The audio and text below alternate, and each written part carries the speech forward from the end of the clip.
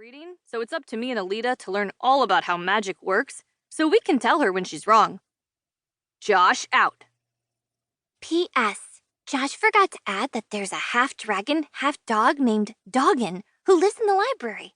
Dogon is the sweetest little creature that ever lived. He breathes the cutest fire. Also, it's mostly Josh who's always telling Kit she's wrong. Alita. XXX. I told you no adding anything, Alita. And I don't always tell Kit she's wrong, only when she is wrong. PPS. Come on, guys. You've been writing in this notebook for practically hours. Let's go and do something fun. This is summer, not school. Kit. Kit, this is my book. Stop writing in it. You don't even like writing. You didn't even spell writing right. And we can go outside when I am done. Okay, I am done. Josh out again, with this notebook going in a safe place this time. Chapter 1. Misspellings. In the book wood beneath the library, Kit Spencer was practicing spells. She was a stocky girl with red hair, pale skin, and more mud than you'd usually see on a person who wasn't a professional pig wrestler.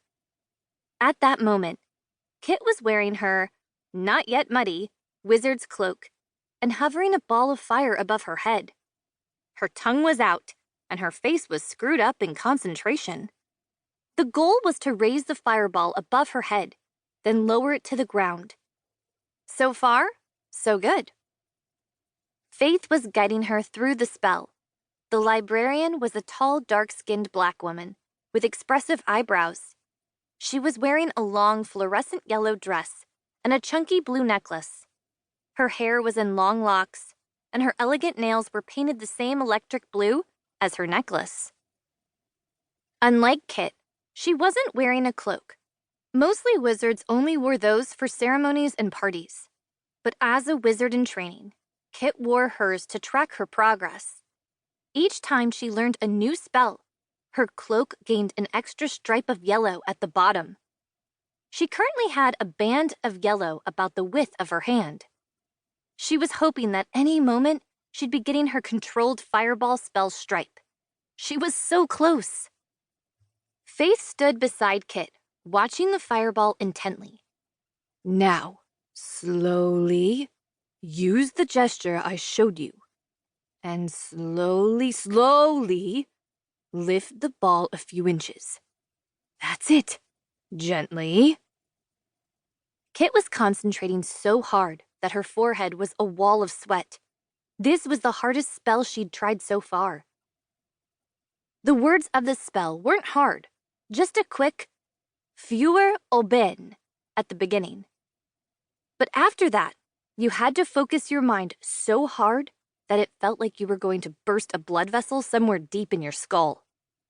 Kit could feel the magic flowing through her as she focused on the fire, keeping it in its ball shape, keeping it steady. She lifted her hands just a little. The fireball wobbled and dipped. But then it rose. Slowly. Kit felt something new building inside her. She'd never managed to get this spell to work properly. Was this what it was supposed to feel like?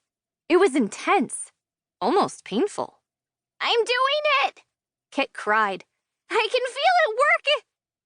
At which point, the fireball flew up into the air and exploded like a firework over the treetops, scattering light of every color. Arrgh! Kit shrieked, shaking her hands as if they were on fire, then tripping on a root and tumbling backward onto her bottom with a bone-jarring bump. Are you okay? Faith rushed forward to help her up, checking her over for injuries. You're not burned, are you? Or in any way broken? No, I don't think so. Kit's bottom was bruised, but the heat of the spell had all flown upward. She peered above the trees to where the fireball had exploded. Where did it go? She asked. Faith waved a hand. There are protection spells over the trees to stop any...